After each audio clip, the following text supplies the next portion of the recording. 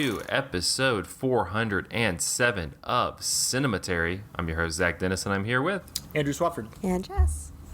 In today's episode, we're going to watch movies we watched this week. We're going to watch movies. We're going to watch movies that we watched this week. We're going to talk about movies that we saw this week in part one, and then part two, we're going to continue our Young Critics Watch Old Movies series with 1926's Faust. Which, and we're gonna spoiler alert, rocks. It was good. So we're going to good. make no bargains. We're just going to talk about it. All right. Well, we got some stink bombs to kick us off. So let's get into the stink bombs. Oh yeah. Well, Jessy and I just got back from a long international trip, and this is not a brag, but on our long international trip, we had some very long flights, and we were pleased to find that on American Airlines, you get free in-flight movies that you can watch on your phone. This feels like a plug for American Airlines, and it's not a plug. American Airlines, like all airline companies, sucks and probably should be nationalized. Also, but first class. Sorry, fuck off. yeah, they wouldn't let the people in coach go to the bathrooms in first class, which sucks. But anyways, they do have very nice. A dumb, shitty little see-through curtain. That's not what we're here to talk about. But it is now. it's just let's talk about class struggles. Anyways, they have a very nice big library of movies that you can watch on your phone. But as Super the random. cinematary snobs that we are, we don't want to watch good movies on our phone because We want to watch the good movies. Because watching a movie on your phone does kind of make it less of a good movie, IMO, right? Or it takes away from the viewing experience a little bit. Yeah, so we're not gonna watch like The Master like on our phone. Right? Yeah. So we decided to watch movies that looked kind of shitty, but entertaining to watch, and so. Obviously, we started with Dear Evan Hansen, which was a movie that I was like inches away from going to see in the theater last year, just like to laugh maniacally to myself. Yeah. And now that I've seen it, I'm glad I did not do that because it was a good time. Not really like funny to watch. It mostly just sucks, but there are things that are very funny about it. Jess, do you want to give the synopsis? Oh God. Well, if you've heard anything about Dear Evan Hansen, then you've heard that you've heard people critique the fact that the main actor Ben Platt, is that his name? Ben Platt, who is an artist, like a musician. He is the main actor in the movie. Also the nephew of the producer of the movie. Okay, well, that's all you need to know. It's important. That's all you need to know. Anyway, they got him in there, but he's playing a high schooler and he looks so old. But it's just like it's kind of comical compared to other actual high schoolers that are not really. They're all old. No one is an actual high schooler. They all look too old. He especially is not. So anyway, we don't have to get into that so much, but it's just. Please, can we? Because it's great. It's like there's a. Like this man looks like he came out of the like he just got a catheter removed and then got a colonoscopy and then came into this movie as a high schooler. It's amazing. Yeah, there's so many scenes where he looks so distressed and he's crying and his like forehead is so crinkled, and that's fine, brother. Like me too, but also I'm almost 30. But you're not in high school. I mean, I'm almost 30. It's not just that it's what Zach's saying too, or no, it's what you're saying, Jess, about like how distressed he looks. It's not just that his face looks old, which like I can kind of suspend my disbelief. And by old, we mean like 30, mid-30s. Like, yeah. Like as old as me, basically, which is kind of what his age is, I think, more or less. But it's like he looks like a maniac. And I said this on Letterboxd, this is probably an ableist thing to say in a movie that is like kind of about mental health or tries to be about mental health, but like dude looks extremely upsetting every time you look at him. Like he is just always has the most distressed look on his face. He is just like staring into the camera with these big bug eyes. He's a mess too. His character's a hot little mess. But anyway, what is not good about the movie? Oh God. First of all, the movie is kind of like a direct rip almost on World's Greatest Dad. You know, one of Robin Williams. Williams' last movies. It's weird, but that one's better. Even though the premise of that movie is this guy's shit son dies while masturbating and he makes it look like a suicide. And this movie like has like a more touching core of a premise, I guess, but it's.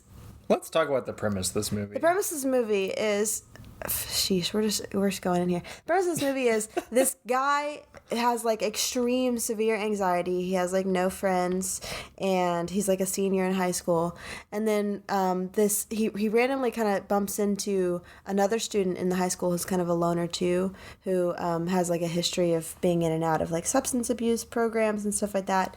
They kind of have like an awkward encounter, but it's pretty minimal. But at one point, the guy like signs his cast because Evan Hansen has like a cast on because he fell out of a tree, and you learn more about that later. But anyway, the guy signs his cast, and he's like, great, now we'll both look like we don't have no friends or something like that. And then that guy, like later that day or whatever, ends up killing himself. And so Evan's got like this guy's name on his cast, and he like wrote a letter to himself, which was like an assignment by his therapist. He's supposed to write letters to himself. And the letter that he happened to write said, Dear Evan Hansen, blah, blah, blah, blah. This is such a convoluted setup for a story. I hate it. I'm like super sad and nothing is going to get better and I wish I could just disappear. The guy who kills himself finds the letter and like makes fun of Evan Hansen and then puts the letter in his pocket. And then the family finds that letter in the guy's pocket and then assume that he and Evan are best friends. And Evan is so socially awkward that he kind of lies about it. And he's like, yeah, I guess we were friends or whatever, because the family's like putting so much pressure on him to share stories and stuff like that, even though he literally has none. And he just like gets into himself in this awkward situation. And then it becomes like much bigger of a lie than he means for it to, where like people all over the world are like donating money to this cause, and he gives a speech about how this guy was his best friend, and the plot just gets so out of control and ridiculous. There's a YouTube video that goes viral of him giving a speech, and the name of the YouTube video, I shit you not, in the movie, the YouTube video's name is His Best Friend Died, ... or His Best Friend Committed Suicide, ... You'll never believe what happens next. Which is how we're going to title all of our videos on YouTube. And all of this... Cemetery Talks Faust, ... You won't forget, believe. yeah. You'll never forget what happens next. And like, the movie does eventually wrap around to... This is kind of a shitty thing for him to do, yeah, right? He dates the guy's sister. He dates his sister that he has a crush on, who he's been like kind of creepily looking at from across the hall for like years. Reminding you, this is a 34-year-old man. Yeah. The guy, Ben Platt, is 34 years old. I don't know. Something like anyway, that. Yeah. The plot like is weird and kind of out of control, but like.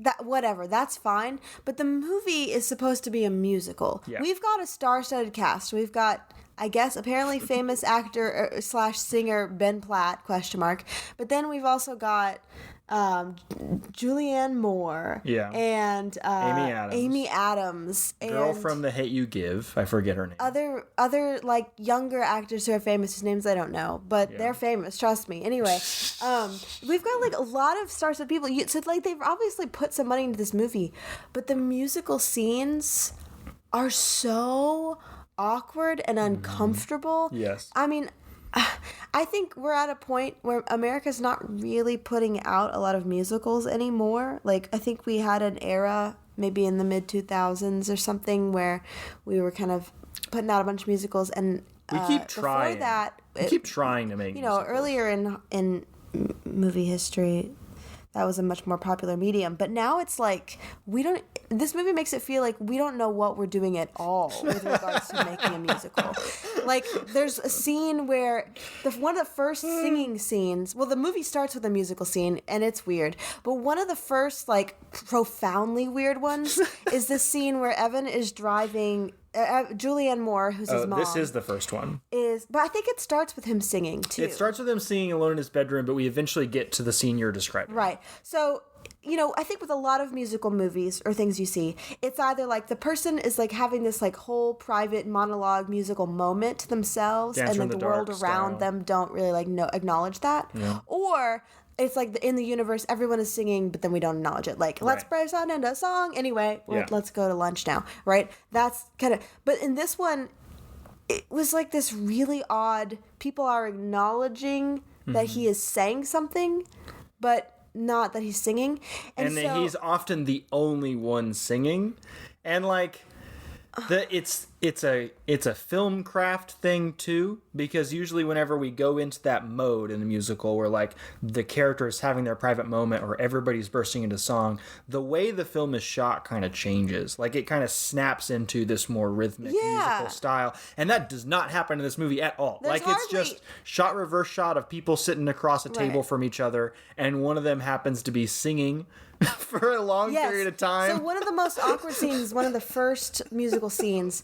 Evan is like getting driven to school, and he's singing to himself.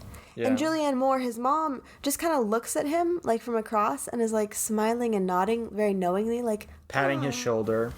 You're singing to yourself. the acting of it is so awkward, but he's not like singing to her. She's just sort of like there witnessing Right. it, but also she's not witnessing it because like other scenes where he does singing, people are just kind of interacting like Yeah. he just talked to them. The movie has a very strange/strained relationship to reality on many levels, and one is like the reality that the characters are living in, right? My favorite example of this is the second song, I think, which is the song where he tells his first big lie about this story that he supposedly Yes. had with the friend who non-friend who committed suicide, and he's sitting around the dinner table with the friend's family, and they're asking him to tell a story, and he does it via song. And again, we're just getting like these long shots of his face as he's singing and like reverse shot reactions to other people, and they're making these like amazed expressions, and in some almost like an aghast expression, because they're like hearing about this side of their son they've never heard about before, right? Their dead son. But like on a meta level, it's like, why is this man singing to me? That is the feeling that it seems like the actors are experiencing while they're sitting across the table from Evan Hansen, who's just all of a sudden singing this horrible song, by the way. None of these songs are good at all. Oh yeah. So the framing of all of the songs is almost like just really awkward and not cinematically interesting, but also just sort of awkward to watch. The songs themselves are not good. The singing isn't bad per se, but the songs are just not catchy. They're not interesting. They all They're sound just the same. they're equally like increasingly oh god, we're doing another song right now. I wish this was just a dialogue scene and not a whole ass song. There's no dancing either. Oh, there is one Except scene one with dancing, song. and it's actually like maybe the best song / scene of the movie, like the strongest, but even that was kind of like, oh, okay, we're singing a song about the things, like emails about things that you did with this guy. And they have like the two guys like dancing and they're kind of joking about it, and I don't know. That's like maybe That's the best premise we got, people. To put into words how it's mind-blowing truly that we could make a movie this poorly made that almost certainly had so much money poured into it. Like, you've got a musician, you've got these like actors who really know what they're doing, and yet like you guys made a movie that it seems like you've maybe never seen a musical in your life, or like didn't consider, does any of this music, is it good at all? Like, is this, and then one of the most bullshit plots of the whole movie was they start this mental health awareness club. Oh my god! About this kid who has killed himself. That's nice as a school counselor. Like that's a nice thing to happen. And then they decide in their club that they're going to raise money. $100,000. $100,000 they've decided to raise. And you'd think like, okay, cool. We're gonna, mental health, that's a real, I can contest. That would pay like 2 school counselors' salaries, or like 2 social workers' salaries, or like a therapist's salary. I mean, like that much money could add so much to like a mental health community. There's so much that I could do. So you're thinking like they're gonna raise this money to do something for mental health. No. They want to donate $100,000 to an orchard. Because the kid liked it. According to a fake story that Evan Hansen made up, that was the kid who committed suicide's favorite place to go. And they're like, yeah, it's kind of a little run down. We should definitely donate $100,000 so that they can like perk up this orchard. Like that's gonna fix mental health. Nice, but that's a lot of money. And anyway, it just blows my mind that that's a plot that they care so much about. They're like, they get like the whole world like watching these videos about mental health and donating money, but the money they're going to donate to isn't even going to like save somebody else's life or like directly make a change towards like the cause of like suicide awareness or suicide prevention. No, it's about making this random apple orchard in this one town that this one kid happened to like a little bit nicer. If anything, that's a deep truth, because quite honestly, that's how any campaign goes.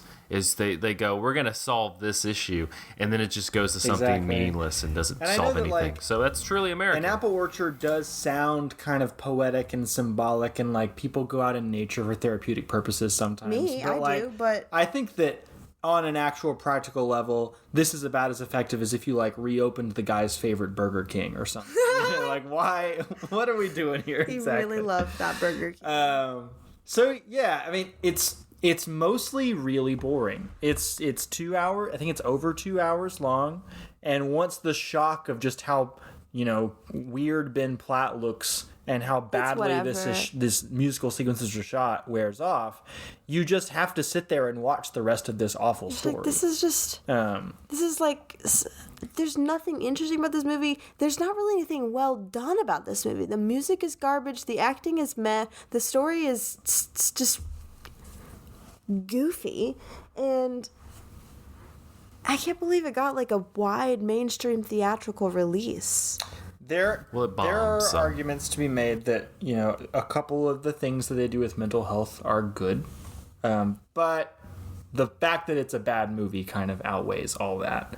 Give me something else. If anything, it hurts mental health. It does. Yeah, you're stigmatizing mental health anew by attaching it to this horrible movie. I mean, I kind of wanted to jump off a bridge after watching the movie, so it didn't help me. Yeah,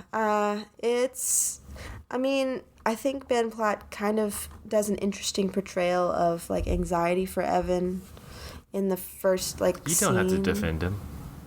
His uncle gave him a free job. I mean, I think that it's a bad movie with bad people. The things that it does well with mental health are mostly related to the girl from The Hate You Give, who I forget her name. Sorry. I think that the stuff they do with Ben Platt's character is like way overcooked. I think that he is playing it too extreme to actually, and maybe there are people with anxiety who find his specific performance to be something that they recognize about themselves. But I have a little bit of anxiety myself, and also have a lot of students who suffer from anxiety. I do not recognize this human being. I think that people with anxiety, maybe it's not fair to generalize, aren't as gonna be as like eloquently vocal about like what they're experiencing. Like Evan has these total shutdowns, but he's like, I'm shutting down because my anxiety, and like he's like really verbal about it. And I think most of the time, I don't know, it was interesting though, I guess, but then like he gets the girl to pay attention to him, and then suddenly his anxiety is magically gone. So yeah, he's like a different character after like the first 15 minutes of the movie because family is being nice to him by accident. They're being like weirdly generous to this movie. Yeah, it sucks. Don't watch it. And I mean, or do. If you do, grab several drink and then know you're going to waste your evening. But you're going to have to watch it with other people. You do not want to watch this by yourself. Or watch it when you're stuck on an airplane for 4 hours flying out of the country. And you're on an iPhone. On your phone. On an iPhone. On an iPhone. Also, it's really funny because like the moment you land, like the moment the wheels hit the like landing strip, the terminal, the free get to watch movies thing like blips off immediately. They're like, you can only watch this when we're in the air, and the moment it touches down, they're like, fuck you, find your own way to watch this movie. You're on your own, kid. Well, Dear Evan Hansen, if you would like to torture yourself, is on HBO Max. So if you can also book a flight through American Airlines. Or book a flight through American Airlines to check it out. Whichever way you want to, hurt yourself. There you go. Wow. All right, let's talk about your second terrible movie. Luckily, we went ahead and watched more movies on our flights, and we watched some good ones, but we didn't want to talk about those. We want to talk about Bridget Jones's Diary. Mm-hmm. It was one of the ones that, when we were kind of creating our romance series, it was one that I kept seeing on a lot of lists for greatest romances or most popular romances or pink cinema kind of things. I just never gotten around to watching it. I actually used to really love Renee Zellweger too, so it's kind of surprising I never got around to seeing it. But so we watched it for the first time. We were also talking about that romance series doing something by, and I'm looking up his name now, Richard Curtis, who did Love Actually and About Time and Notting Hill. It's Four Weddings and a Funeral was one we almost put on the list because he is a notable name, especially Love Actually in the canon of romance movies. And I actually have never seen any of the other ones either. I need to. I guess I should see the rest of them. But he wrote Yesterday. You've seen that? I wasn't very. He just wrote those. The ones he directed are better. The ones he directed are better. Yeah. Okay. Well, anyway, Bridget Jones' Diary is not good at all. And we're going to break down exactly why it's not good. Let's see if we can do this. Let's see what our drive-through version of this is. A quick speed run of why everything that sucks about Bridget Jones' Diary. Well, number one, the way that it handles body image and weight. Oh my God. So the film is kind of structured as a diary. Yeah. I know it's also a book, and the book is probably actually structured as a diary. But in the movie, you just get occasional voiceover of her kind of checking in and telling you how things are going in her life in general when we're kind of outside of actual dramatic scenes. We're montaging through stuff. Yeah. The opening lines, anytime she's doing a diary entry, the opening lines are always, here's how much I weigh right now. Here's how many units of alcohol I have drank today. Right. Here's how many cigarettes I have smoked today. It's just this instant shaming thing. She's tracking her weight, and she's talking about how basically she needs to starve herself in order to get that number down for the next diary entry. And that is completely unquestioned the entire movie. That is just a cool, quirky thing that she does. Yes. There's nothing wrong with that. She never, and what's insane, so I've been somebody who I've lost weight in the last couple of years.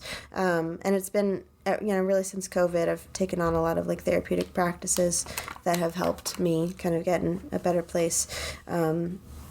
I guess mentally in a way, but also in shape, and that's been good. So I've lost weight, and it's been very steady, but like Bridget, I've been somebody who struggled with body image my whole life as a woman, and have been very conscious of my weight and stuff like that. And I can tell Bridget and anybody listening, if you're getting all fixated constantly and in this shame spiral about what you're gonna weigh, you're never gonna fucking lose weight. It's only gonna make you feel bad about yourself all the fucking time, and it's never gonna go away.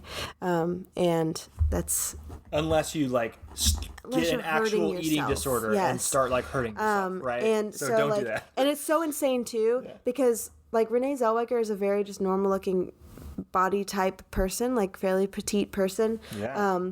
And at the beginning of the movie, she says something weight 135 pounds. I would really like to lose 20 pounds. It'd be 115. That's and she's not, I'm short, and like 135 is like a very healthy weight range for somebody like me. She is definitely taller than me, and if she would put herself to 115 pounds, she would be tiny. That would be like... Both she and other characters in the movie refer to her as fat, like, out loud, and like...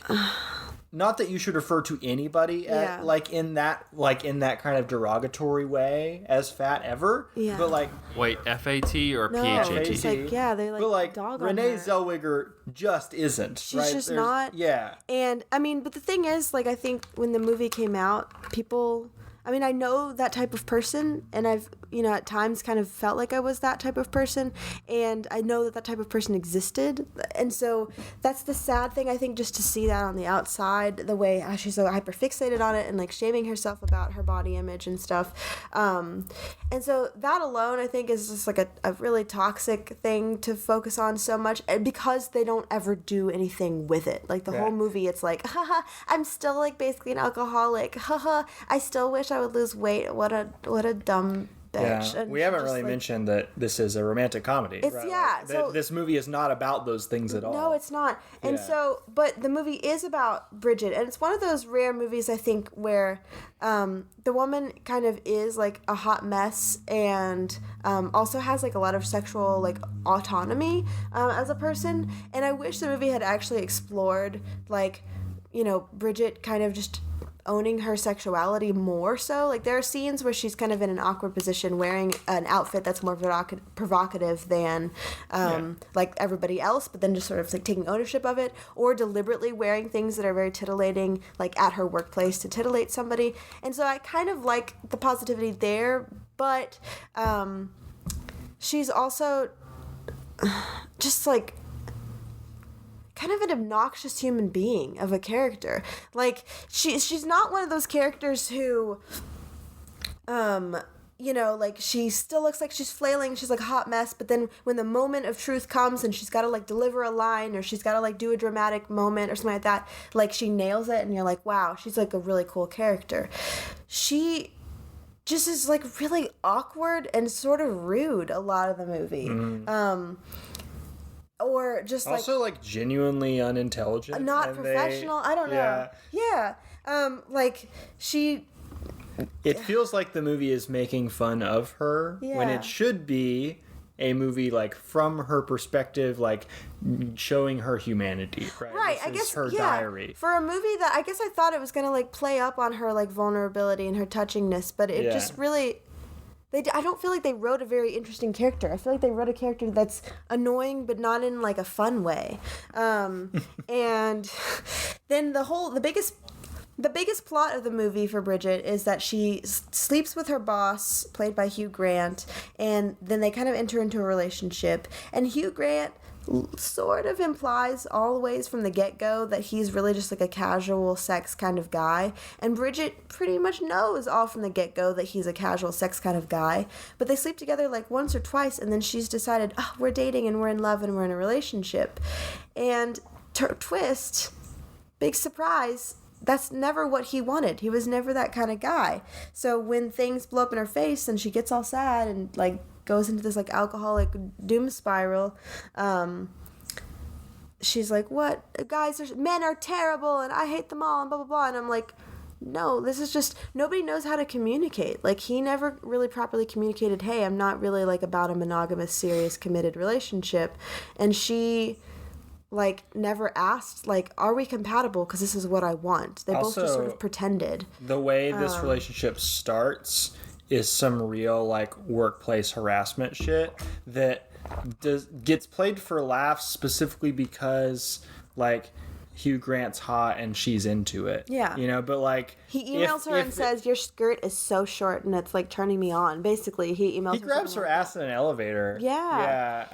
And then she's like, oh my God, I can't believe that he like isn't faithful to me and cheated on me and stuff like that. And I'm like, girl, you knew this guy sucked. Yeah. And you guys both just should have had an open conversation about. That's what is so irritating about me, is like, she acts like he's this big like evil monster, and he isn't cool. He cheats on her. That's not okay.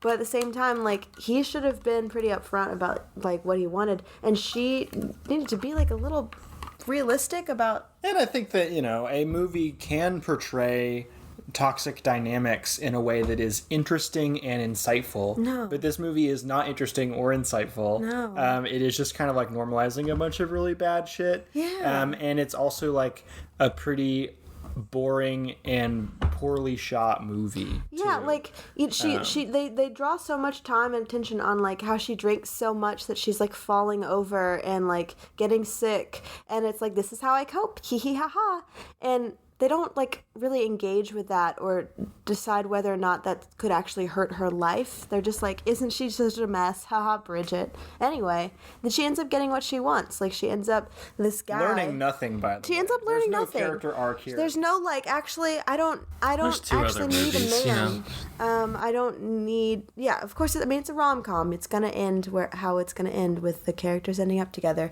But Hugh, what's the other guy's name? Colin Firth. Colin Firth. Mr. Darcy. He just, like, their entire relationship is she shows up to some random work parties sporadically over the course of several months, and he, like, gawks at her from across the room and sees her and decides that he's in love with her. He doesn't even gawk. He just, like, politely glances at her.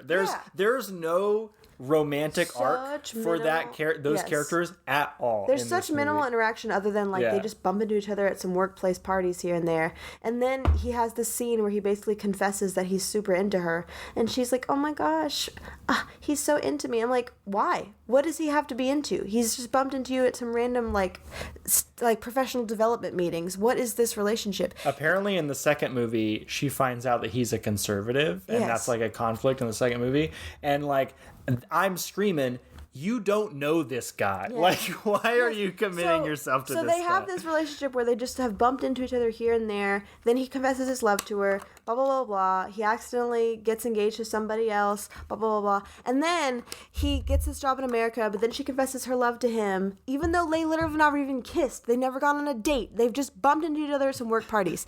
And so he quits his job from America, moves all the way to England to like start a life with her. And it's like, they don't know each other. Why did you have not even dated. You don't hardly know each other at all. This is the message that you're trying to send to us? Why?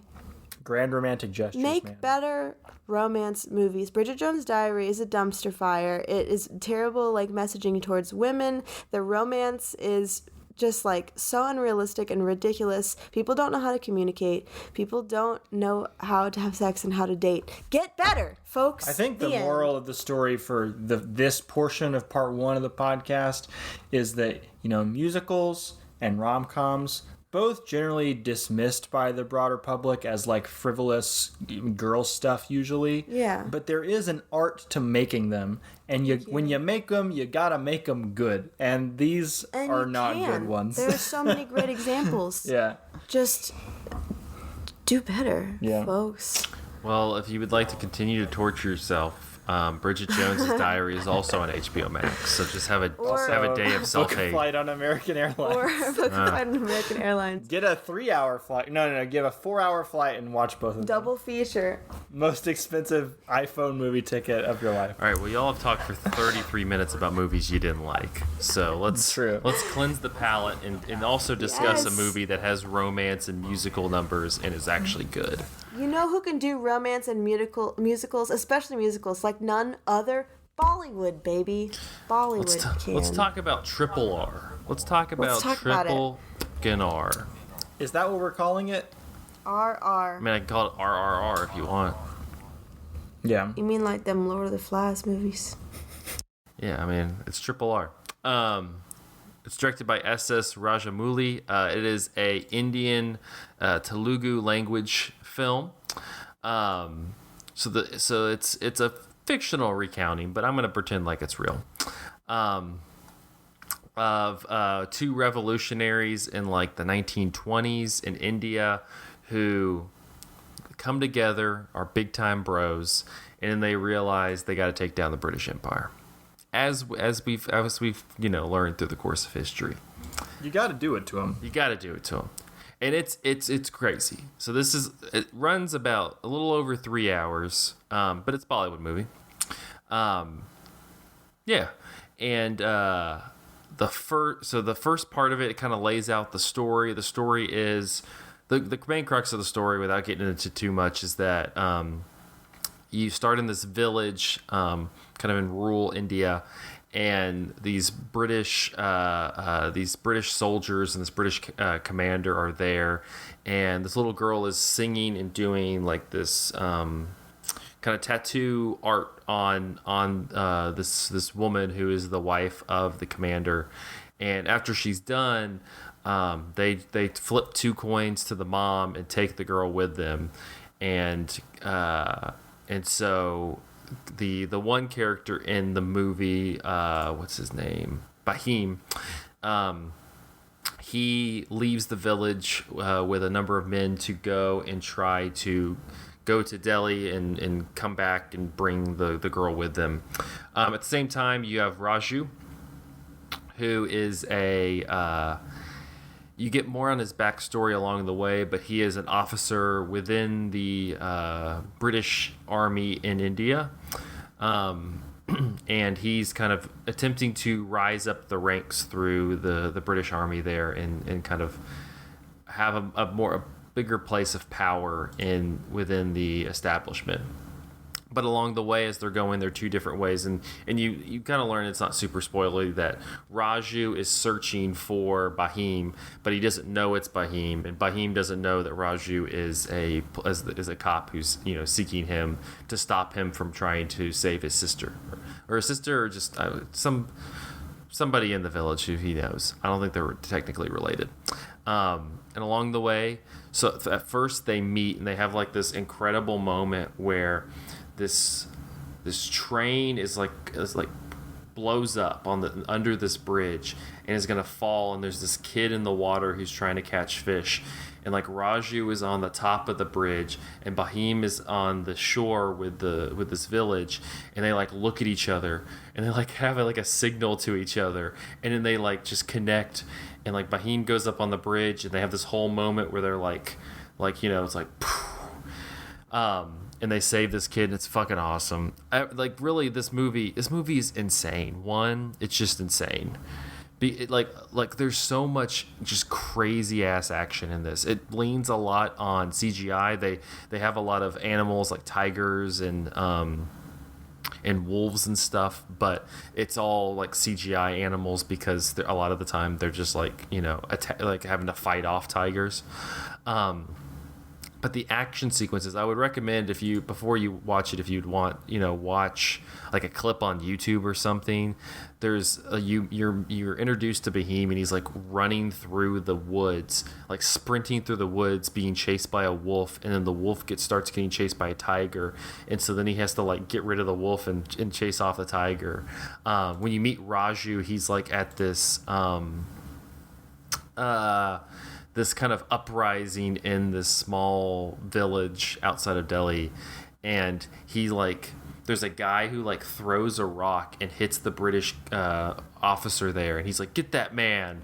And so Raju just jumps over the fence and just starts fighting people in this giant mob. And is like fighting people until he can get to this guy, and it's just like this prolonged, like almost 10-minute long sequence where he's just fighting. It reminds you of like a scene out of like a Resident Evil game or something, or it reminded me a lot of like Kingdom Hearts, where they would just have a gazillion characters and you're just like fighting them off, and there's no logic to it. Yeah. Or like the Dynasty Warriors games, if people know those. Yeah, it's like that, where you're just like, what's going on right now?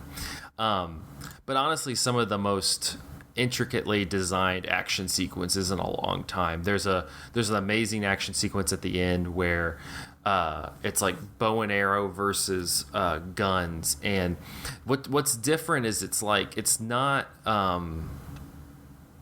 it's less like Tom Cruise, like very, or like John Wick, very like there's a little bit of like that hand-to-hand stuff. It's more just you kind of have like this change. The camera just kind of swirls around. They utilize CGI really well, where there's just like these kind of bends in motion that just feel like really surreal. But at the same time, you have a number of like dance numbers. You have the one that kind of stood out to me is you have this one section where they go to not a wedding, but like a very well-dressed party. And there's like this English guy who's like, you guys can't dance. And they're like, and it's two bros and they're like, yo, let's dance. And they have this incredible, they do this sequence where they have like suspenders and they're doing like this whole like where they're dancing along with their suspenders and they're playing with the suspenders and kind of, it reminds you of like Gene Kelly and Donald O'Connor and Singing in the Rain or something. That like, it's a very like short, like 30-second bit that is more intricately thought out and executed than the last 25 years of American musicals. Are we excluding Magic Mike XXL from this equation? I don't know if that's a musical. Okay. Just checking. It's just like the way it just really has like this energy to it and this sincerity that is just real. Like, I mean, for the first half of the movie, it's just like two bros becoming friends and being bros. It's a great dudes hang out movie. Yeah. It sounds great. I can't wait to watch it. And then the second half is more, the revolt against the British Empire, which is also cool because it's like this like deeply anti-British movie that's wonderful. I watched it last weekend during the Platinum Jubilee bullshit that they were celebrating for the dead Queen, and I thought that was the only way that you could celebrate this is this this anti-imperialist action movie that just kills all the British people. Do you want to explain why we're referring to the Queen as the dead Queen, or we're just going to leave it at that? No, she's dead. I mean, okay. There's nothing really to discuss. She's dead. But yeah, I will say I'm not there. I guess from reading a number of reviews on Letterboxd and other places, there's a lot of I get one of the issues is so it's on Netflix, but it's in Hindi subtitles. So it's not in its traditional Telugu language. And there's been a lot of issues about like its portrayal of Hindi language icons and such compared to Telugu icons. But if you're watching it with English subtitles, how does that matter? Oh, I'm a little confused. It doesn't, but there's a lot of, again, this is kind of our Western like we just don't pay attention to anything except for stupid America. And so are you saying that like there's not an option for the subtitles of the language they're actually speaking? There's no way to watch it in its traditional language. Yeah. You're watching subtitles of another. And so I guess there's an issue with it being Hindi as well, because there's kind of a push and pull culturally between Hindi, the Hindi language and the Telugu language that I'm just ignorant of. There's a really good Letterboxd review that I would recommend checking out. I'll have to find it at some point, but that really kind of puts it into perspective, kind of breaking down what, some of the issues, because you also have there's a lot of and it made me think after. I still really like the movie, but you think a lot about like kind of the portrayals of the characters, and it reminds you also that like America's like propaganda central. But there's also different forms there's also every other country and nationality also kind of has its forms of propaganda that it perpetrates. And I guess there's a lot of or more pro-Hindi imagery compared to more Telugu imagery. And that kind of rubs people who are from that area and speak that language wrong. And so a lot of people have issues with this movie because of that. Do you have thoughts about it as a propaganda film in comparison to like Top Gun Maverick? No, because I don't have the I'm not familiar, or I don't understand. I understand it on a theoretical level, but I'm not well versed enough to understand the conflict there. I just kind of read it and processed it and was like, okay, like but I don't know enough about it to be able to speak to it as a propaganda film. I mean, it's probably as much propaganda as anything else. But I think just on like a movie making level, it's just such a insane, spectacular watch. It really does.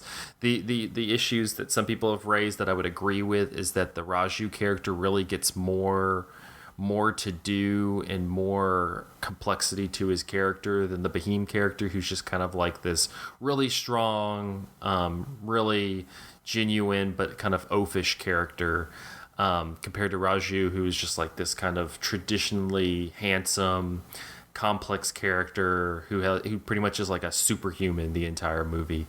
And that is kind of true. They kind of leave him to the side. You also have the Boheme character who falls in love with like one of the daughters or somebody related to the British commander who's there, the British officer who's there, and you kind of have like this, you know, kind of half-baked weird romance between the two of them that you don't really understand.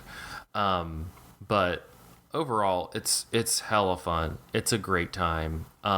It's easily one of the most fun movies I've seen this year. And I would recommend I get that, you know, you're rolling your eyes as you're listening to this at 3 hours, but you probably sat and watched the hour-and-a-half long episodes of Stranger Things. So, I mean, Yeah. They're all that so if you watch it's literally two Stranger Things episodes. Like, so just Also, that is like just a cultural disconnect. Yeah. Like it like runtimes are arbitrary and runtimes are culturally like kind of constructed. Like, what is a normal runtime? And people who listen to our SRK series last year know this, but like in India, movies just are 3 hours. Like in general. Well, also It's not we a make big plenty. deal. Like if you are into Avengers or something like that, it's like 30 minutes Yeah. longer than like the last Marvel movie, the Doctor Strange movie. It's 30 minutes longer than that. I mean, And also, like, they're structured differently, too, because of that. Like, the way that I often think about Bollywood movies is they're like two movies. Let's say you're watching a double feature. A lot of times you'll get a plot arc, and then, like, it ends. And a lot of times there's an intermission. And then there's a totally separate plot arc that's like a continuation of the first one, but it's like the sequel of the movie you just watched. You're watching both yeah, of it them. does. It kind of does. It gives you about an hour and a half of just, you learn about these characters, you let their kind of friendship blossom. So then the last hour and a half where it's being, you know, it's being kind of put to strife and you have all these conflicts, it does pay off a little bit more because you're just like, yeah, you built it up. So I don't know, I would highly recommend watching it. It's like I said, it's on Netflix. I mean, it's like one of those, like if it's like a rainy day outside, you can't do anything, like turn this on and just watch it for 3 hours. It is just crazy insane, and it has some incredible like musical sequences in it as well as action sequences. So make a nice night out of it. We're planning on getting some takeout from our favorite Indian place here in Knoxville and just settling it in and having a good night with it. I'm excited. yeah. So all right, we're gonna take a quick break and then we're gonna be back talking bargains and Faust after this.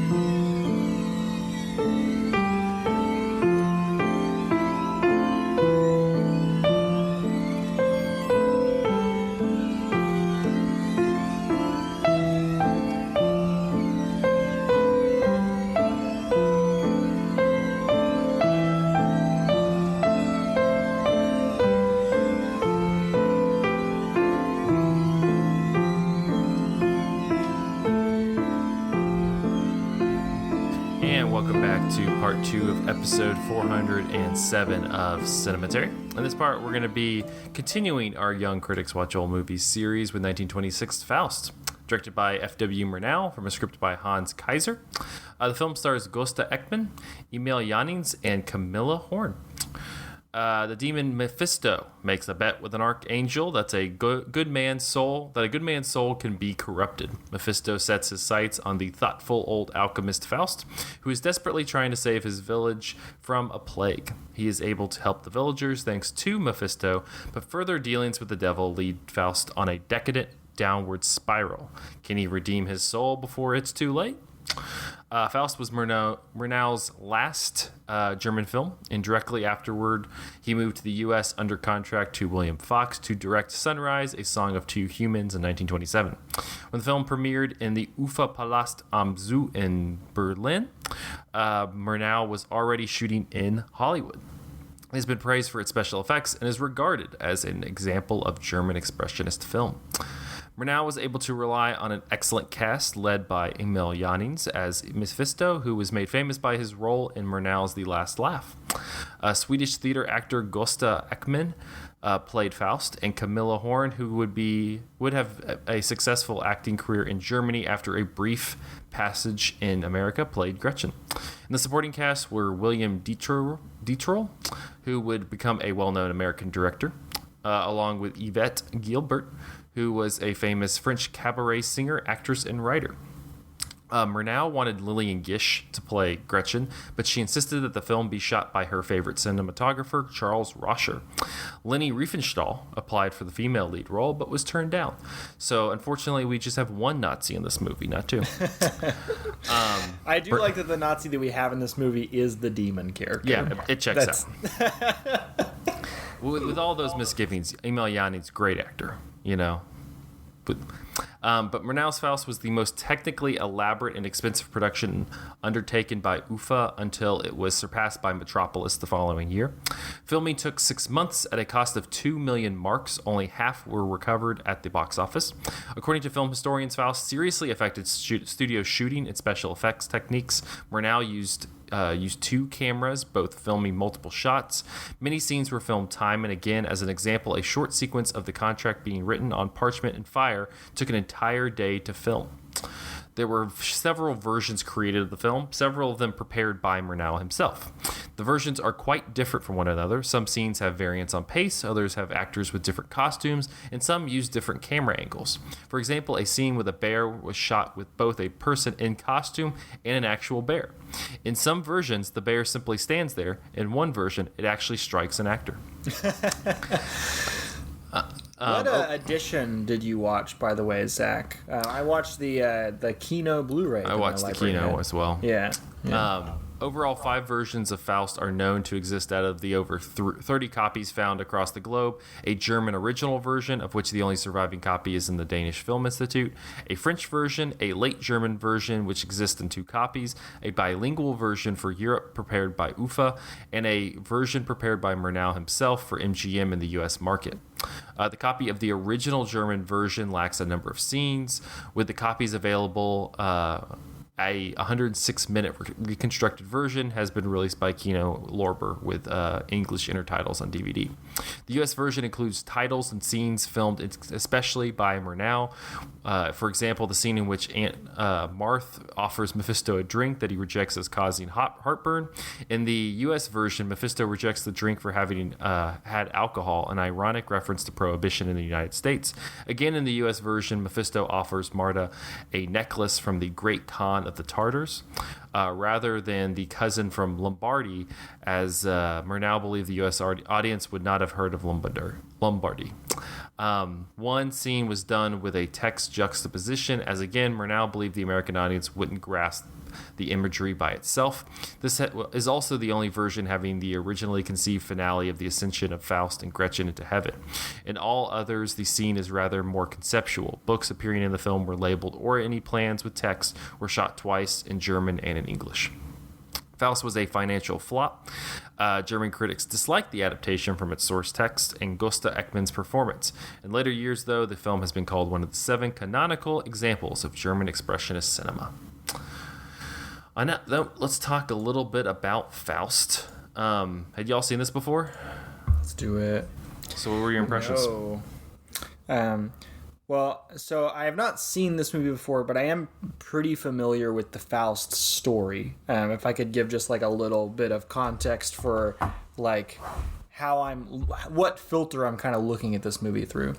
When I was in undergrad, I did a independent study one semester with a professor of mine who taught both Shakespeare classes and a Bible as literature class. And we did this independent study on hell and Satan in literature. Like, I wanted to read all of the like major canonical texts that are about like the character of Satan, including the ones that are in the Bible, right? And so as part of that class, I read the 3 big versions of Faust that people read. There's Christopher Marlowe's Dr. Faustus. There's Goethe's Faust. We read part 1. Part 2 is kind of like a sequel thing. And then we read Mikhail Bulgakov's Master and the Margarita, which is kind of like a postmodern Soviet sort of riff on the Faust story. And I think that this is my favorite version of Faust, this movie. It is so good. Like, the ways that it changes the story, I think change it for the better. Like, thematically, it is a stronger, more interesting movie. It is a much like more streamlined and less messy story than some of the other ones. I think the way that it handles the female character in the last half is so much better than a lot of the other stories. But it was also kind of a fascinating cultural artifact to kind of see so many tropes sort of being codified or played with. One of my main things I learned from that class was that like every trope comes from somewhere, right? They all the things that you associate with hell and the devil, they did not come all of a sudden as part of like a Bible story somewhere. They kind of got added, tacked on like one after another over the course of this timeline when like very famous stories like Dante's Inferno, for example, get written about hell. They like capture the public's imagination and they kind of like add to that in their like cultural myth of this place and this character. And it was interesting in this movie, like how many things I could see like being referenced elsewhere. And I don't know if they were necessarily done here first, or if like this is tapping into kind of a new-ish trope at the time. But like one example would be the shot early on of the devil like towering over the city. Looks like in Disney's Fantasia, the Night on Bald Mountain sequence, which like is almost definitely pulling from this, right? There's also like kind of a weird overlap between like devil mythology and vampire mythology. Like Mephisto looks like Todd Browning's Dracula, or the Dracula in the Todd Browning movie, and this predates it. And I'm wondering if Dracula was pulled, like the look of Dracula was pulled from here. And then like vampires, like I know the vampire story kind of like goes back a couple hundred years before this. It's like Mary Shelley and all of her people, like that's kind of where that comes from. But like there's overlap between like how vampires work and how demons and the devil work. Like the whole thing about him not being able to touch or look at a cross. Like now we associate that primarily with vampires. But I think that was a relatively new thing for how people thought about demons as well. I don't know. That might have been like a folktale thing. Yeah. No, I mean to add to your thing, I mean I would think that definitely American directors were watching Murnau stuff, including this, because he brought it with him. Because, I mean, he's highly influential, even on people like John Ford. John Ford was obsessed with Murnau and like, watched a lot of his German movies, whether it was Last Laugh or this, and took inspiration for his movies from it. So, it's probably true that Todd Browning probably saw Faust or something like that and took the inspiration. So that's like my long-winded just kind of context about the movie. Short version is I think this movie rules. I think it's so good. And I will turn it over to somebody else. We can talk about specifics later. I mean, I think one of the things that kind of sets it apart maybe from others of this era is kind of the horror spin to it. Yeah. Because it is, I wouldn't say scary, but it's definitely got some like really intense, maybe scary for then audience moments. Like you said, some of the special effects are just like really, really, really cool how they do it. Crafting the contract that he's gonna sign, or there's a scene. Is it like right when he turns Faust young or something? Where there's just so much like hyperimposition, where the demon character like looks really large and transparent, and just the way that they play with size and transparency throughout the movie with kind of like with deities or just even with this like supernatural like call towards like at the end where she's calling towards him. She calls towards him, and like superimposed on top of that there's like this shot over this model city. Really, really cool. I think or in the beginning of the movie there's a really cool scene where these like demons are like riding into into Earth. The Horsemen of the Apocalypse. That's the first shot, I think. Yeah, and starts strong. It looks so incredible. I don't know if they're puppets or exactly what kind of things that they use, but the way that the craft of them looks really cool, and then just the way that they're like moving and there's this fire around it. I think it's a really at times it's a very visually interesting and pretty movie, and I mean obviously he put a lot of work into making those special effects what they were, and it looks incredible. I think as a story, it felt also really timely, like that we're all living in our own version of a plague right now. Yeah, there were so many things about the movie that felt prescient, like the stuff with the plague in the first half, and the stuff with like the baby in the second half. What I think is always so frustrating, and it's nothing that you're gonna do about it. With, we have such like a black and white view on, or like, I don't know, Christianity especially has such a black and white view of, like you're either a Christian or you're like a no good heathen who deserves to die, and there's nothing in between, and you like can accept God, or you're going to be like an outright, like wretched being, and it, that's not just like historically accurate, but it's tragic too, because you see in the romance that one of like the biggest pivotal moments in the movie is when they end up having sex with each other, and it or are about to, I think maybe don't actually do it. They do. Oh no, she has a baby. She does. Yeah. And like there's really nothing, I think the movie even suggests there's nothing unpure about like their relationship, because they're in love, and but it's a product of their time, and it's like they succumbed to the ill, I don't know. Yeah, it's like specifically like the Madonna horror complex. Yeah. Like as soon as she expresses any sense of sexual agency, she is like completely unclean. Which is funny because the brother comes back and he's like, how are the men? Yeah, he was like, "You're so pretty. How are the men?" And she's like, that's weird that you're my brother and you said that. Right. And then she finds a man. He's like, "You whore, kill her." I like. Speaking of, I like how he gets murdered and then talks for another 3 minutes. Yeah, he's like, how could you? He's like, how could you? Let me just get this out. So how could you? That's a very Shakespeare thing. Like when a character dies, they will often monologue while they're on their last breaths. Yeah, I'd be like shoving the knife in more. Like shut the hell up. The most famous example of this is a Shakespeare play that I feel like is referenced directly in this, Romeo and Juliet. Where Mercutio is dying, he has this like really fucking long monologue because he's like a loudmouth character. But there's like a 1-2 punch of things happening in this version of the story that I think is just pulled directly from Romeo and Juliet. There is the balcony scene, her opening the window and doing like "Wherefore art thou, Romeo," and like there he is. He's right there. And then they consummate their affair or whatever, and then he ends up killing the brother in the next scene, which is what happens with Romeo and Juliet when Romeo kills Tybalt, who's Juliet's brother.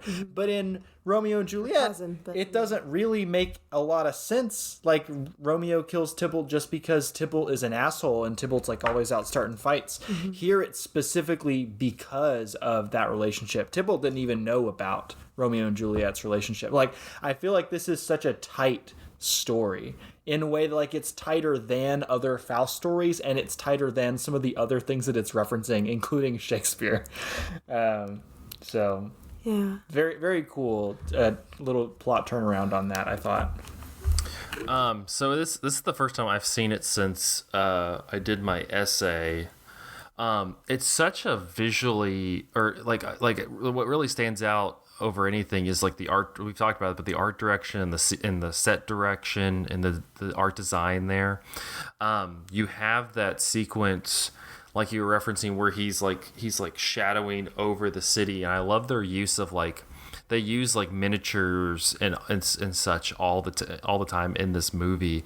And yeah, I mean, I can see why this was kind of the technical achievement until a year later with Metropolis, which is also a visually stunning movie. Because it really just, to me, this feels like a personification of movie magic, because it just, you really feel embodied in this world and in this mythology and everything.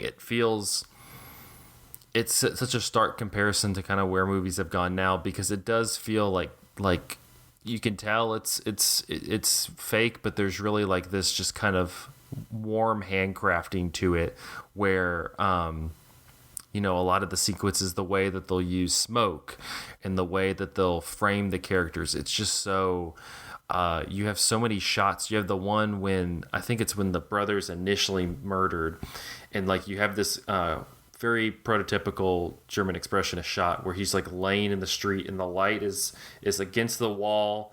Yeah, it's like against the wall and it's on the street, but everything else is black.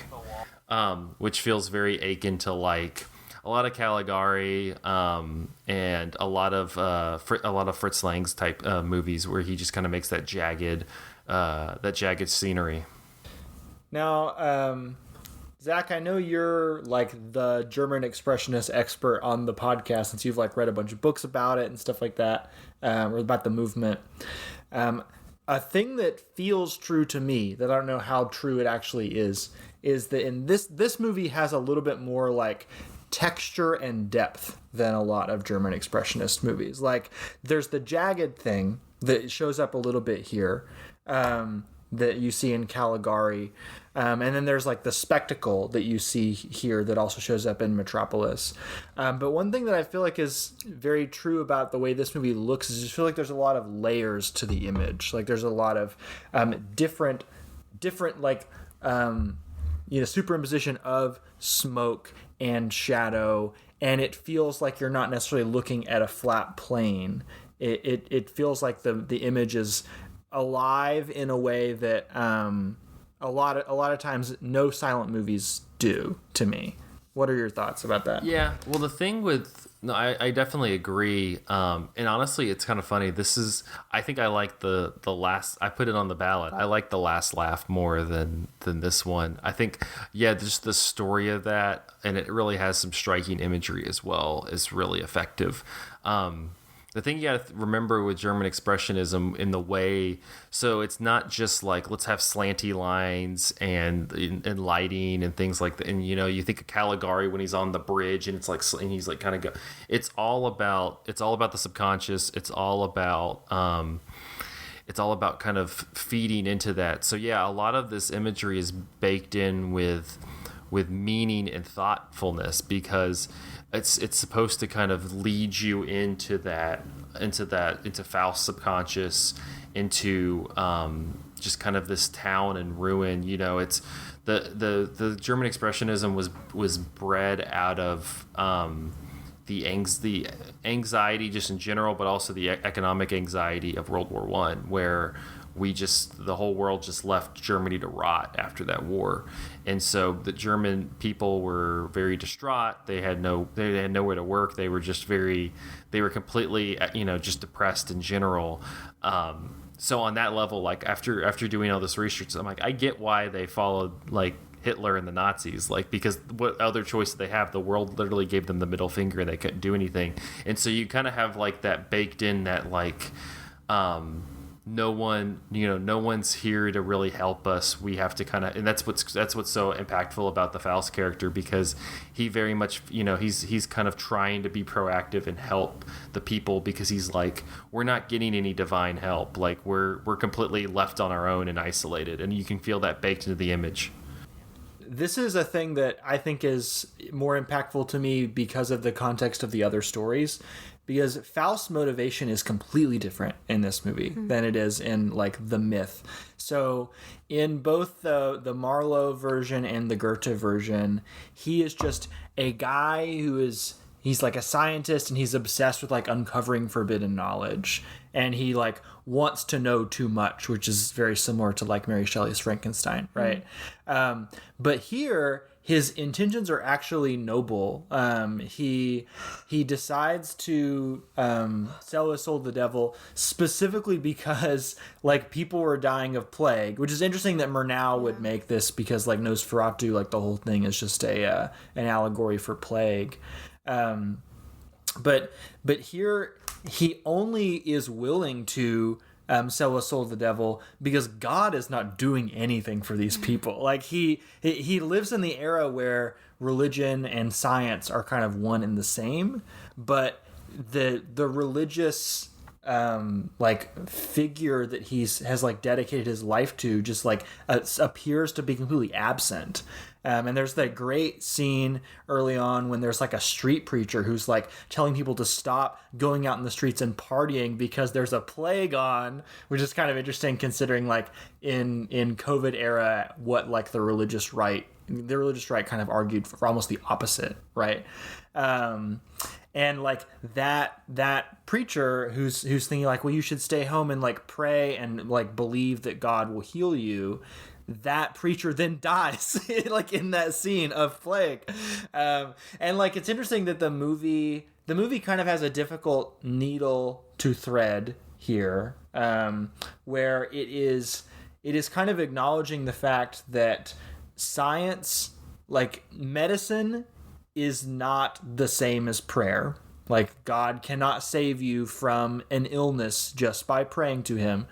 But it's also kind of implying that the cause of the illness is this like dark supernatural figure. It's the devil, right? But ultimately, like I'm kind of circling back around to the point that you were making, Zach, of like the devil is only kind of proposed as a solution to a problem that like religion and like our complete adherence to religion has caused. Right. Yeah, I mean, you think about it again, going back to the World War I metaphor. I mean, you kind of had like they were proposed by the devil, and I mean, what were they supposed to do? Again, like the Treaty of Versailles pretty much shackled their trade to a standstill. You watch stuff like The Street and other early expressionist movies that aren't like as deeply textured as something like Caligari or this or Metropolis, but is like seeped in that like depressed subconscious of, I mean, you have like the wait lines and things like that, people trying to get food, and it's not because it's strictly because the rest of the world limited them. And so then they had the devil come and propose something. We're like, hey, let's like, why are we sad? Why are we not working? Why are we not proud of being German? And so they got sucked into that. And yeah, it was a tragic end, but like at the same time, if you're in the seat of the Germans in the 30s, it makes sense because they're sitting there going, we have no will to live. And you think about it. Well, fascism offers easy answers to complicated problems. Blame somebody right? else. Yeah. Mm-hmm. Yeah, and so I think that's what's interesting about is kind of fascinated me about German expressionist films is that you have those movies that are really like the antithesis of how people view the movement, but are very seeped. I think at the heart of the movement is this kind of economic anxiety and just cultural anxiety of, finding an identity, and they kind of dove into the subconscious to figure out their identity because the reality was unsatisfactory. I think it has like a kind of generous ending with regards to, I don't know, Christianity and redemption, where it's not like at the end of the movie he says, "Oh Lord, I have forsaken you, please forgive me," or something like that. Right. And then God's like, "See, he came back to me after all." Like the redemption for him is just basically like pursuing this love that is very genuine and pure and not evil. And then they end up together in the end, in a way. I don't know how much I should say or not say about. It's 100-year-old, like multiple 100-year-old folktale. I mean, they end up. He ends up finding her, and they burn at the stake together. Yeah. Like one does sometimes with your love. And they were talking about that because this came out 2 or 3 years in that range after Passion of Joan of Arc, the Dreyer film, which feels very like you can kind of feel the influences of that in that scene. But like in the last scene in the movie is basically, I guess, a discussion between God and the devil, and God saying like, "See, I won. He came back to me at the end," but he really didn't. I mean, it's more like he rejected kind of like a completely pleasure-seeking life for like a relationship that was special to him, and it wasn't because they had sex that they like sinned and were awful, but it was more, I don't know. Well, it's it was interesting. This version is portrayed as like a Job story. Yeah. Like, can the devil tempt, one of God's most devoted servants? And he does. Like, he burns his Bible, he signs his name to the devil, but he, like you said, he doesn't come around and like then devote his life to Jesus again at the end of the movie. He instead sort of pursues this more abstract, generalized notion of goodness and light, and just like living an ethical life. And like the goodness that he pursues exists completely outside of any sort of religious institution, right? Which again, the religious institution in this movie, completely worthless. Like, do not help anybody's lives, only like shame and harm people. There's also, I love this thing, I don't remember if this is in any of the earlier versions of the story or not, but the female character who's named different things in different versions of the story is like wandering around with her like dying baby and asking if she can like stay somewhere and like get food for her dying baby, and it's just like literally a no room at the inn, retelling of the Jesus story. But it's like the Christian church who won't give her any sort of support. Yeah, it felt like a real, like, I don't know, I feel like, some of the arguments you hear a lot with, like, anti-abortion movement stuff is, we want the baby to be born, and yay, the baby is born, but also if you wanted to be able to like afford to feed your baby, you probably should have thought about that before you spread your legs and had sex, or you should have just waited till marriage like we told you to. We're not going to help you because you're just asking for handouts. Right. And it's like, if we just could be realistic about the fact. Also, it's like they don't, Jesus was all about helping the poor and the orphans and the this and that and that, but in practice, all of these people are like, we're not helping you, and then her baby literally dies, and then they're like, you killed your baby because you couldn't feed your baby. You're a murderer. You're a baby murderer. And it's like, you gave her no future because she decided to have sex once before marriage, and then you're blaming her for being homeless on the streets and unable to afford food for herself or her baby. And now you're gonna burn her and like kill her. I mean, it's like cool to think about too, now that like we're gonna overturn Roe v. Wade here in a few weeks or something. Right. But anyway, I digress. What were you about to say, Zach? No, I was just gonna say, you literally have the one woman who's like, aren't you the girl who was the whore? Yeah. And he's like, no. So it just, a lot of it felt weirdly timely still. Oh, and like what that reminds me of is like, there's no room for redemption. Like, this is a story about redemption. Right. It's a story about Faust's redemption, and like, to what extent can, what can be forgiven? How deep in depravity can you sink and still be forgiven by God? Mm-hmm. And it's even more so than Job, I think, because in Job, it's like, I need to reread Job. It's been a long time. Will you disown God? And the question is he going to do that? And like, ultimately the answer is no, he doesn't disown God or deny God. Here, Faust does deny God and goes like way further than that. Mm-hmm. And then the question is like, well, can he come back from that? Mm-hmm. Can he come back from literally signing his name in blood in the devil's book? Mm-hmm. And the answer is yes. He kind can. of. But it's like, again, it's not like he goes back and he's like, God, I shouldn't have left you. It's an extremely compassionate Yeah. and generous vision of like what the Christian God or the Judeo-Christian God like with could practicing Christianity. And that's where I was going to go next. Is like Yeah. the people who practice that offer no redemption for like extremely common human experiences. Like You made a mistake having a in baby our out of eyes. wedlock, Yeah, right? so you should like die. a thing that you're biologically kind of wired to want to do. Yeah. We don't offer any redemption. Like our religion is about redemption for all, but we don't really give it. You know? God forgives, but we don't. Yeah, I don't know. Yeah, it was just, I felt like the movie was like kind of generous and sort of positive towards Christianity by the end, wherein not like the people who in the movie are Christians, but more like the God idea himself Yeah. of the movie is like, yeah, I mean, yeah, it was really messed up what happened to you, and I appreciate that you guys kind of like pulled through by the end. So good job, guys. And that's nice. I don't know. Even though it's like a super sad ending and stuff. Zach, I have more of a meta question, another meta question for you. Do you have any idea why this is not considered like one of the German Expressionism movies that people tend to go to? Like when people get into German Expressionism or they learn about it in school or something, it's always like Nosferatu, Caligari, Metropolis. Like those are the movies. I like Faust more than like all those movies personally. Why do you think this one doesn't get as much discussion? I think it's in that realm. It does. Maybe it's not as like pronounced as the other ones, but I think it's still. I mean, like I mentioned in the.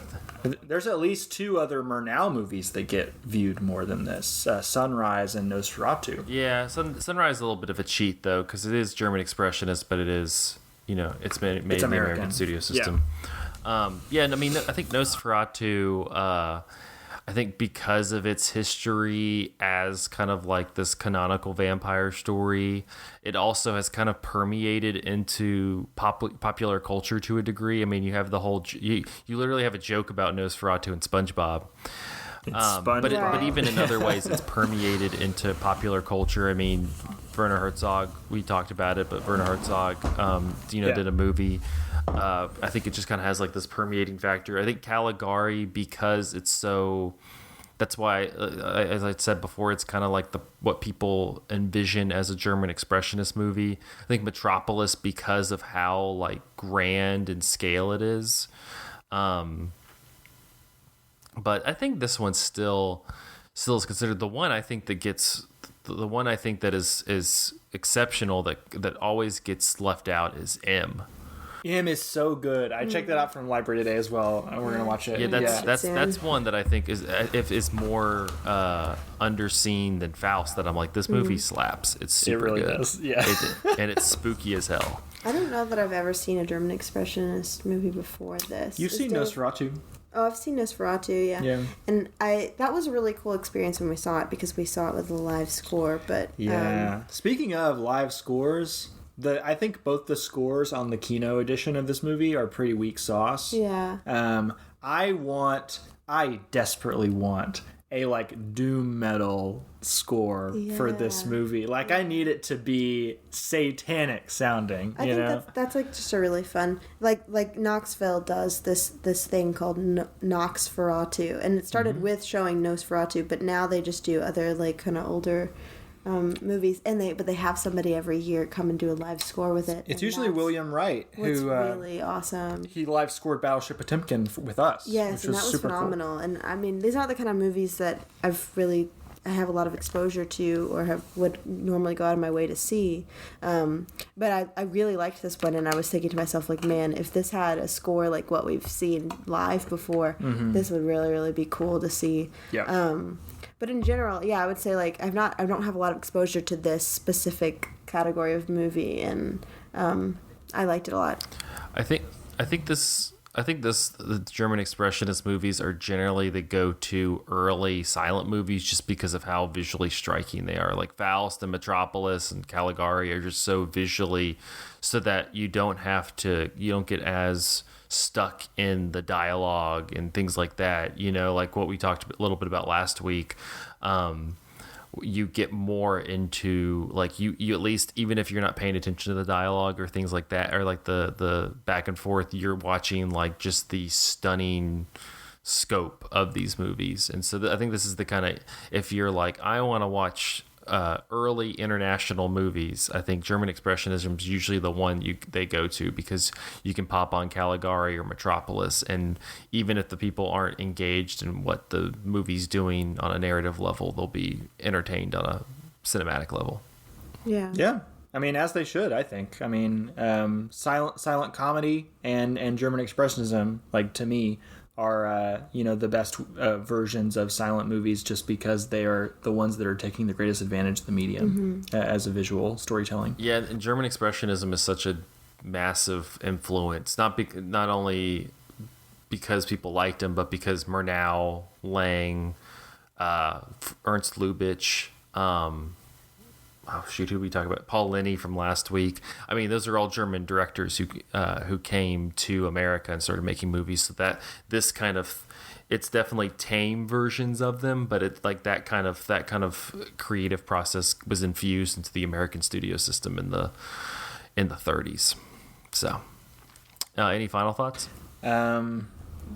No, to my previous point about, this being maybe an underseen or underappreciated German Expressionist film, it's surprising to me that it's taken us 8 volumes of Young Critics Watch Old Movies to get to this one.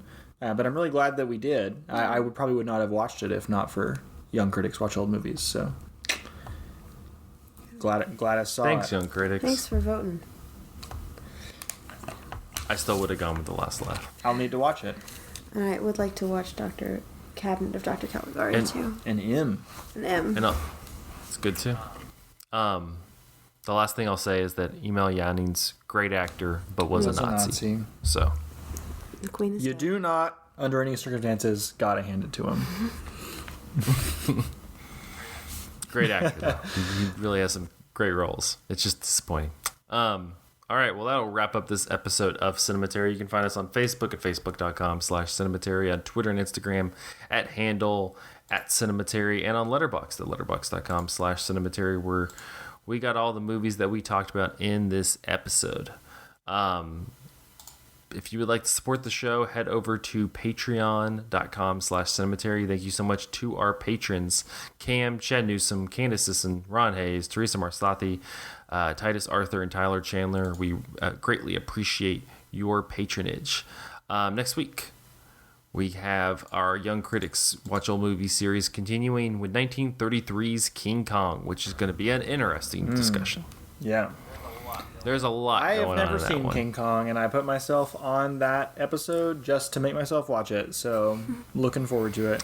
It's like I say, it's gonna be an interesting one because it is a important history movie for sure, but also is deeply problematic. Wow, how'd that end up on the list? Well, I mean, I think that the guiding ethos of Young Critics Watch Old Movies is we're not necessarily watching our favorite movies. We're watching the movies that feel important to watch to understand film history, right? Yeah, the last 3 years we've had The Jazz Singer with Al Jolson and blackface on Never here, wins. but No I'm bummed. Ruggles. I really want to watch it, so we might just need to find a way to get it in the series, a series or something sometime, because I think it would be worthwhile. I mean, you got to watch that stuff to understand. You don't have to sit there and be like, "This is amazing. I love the decision he made." What a bold artistic choice. Great. All right. On that note, we'll see you all next week. Bye. Stay cool.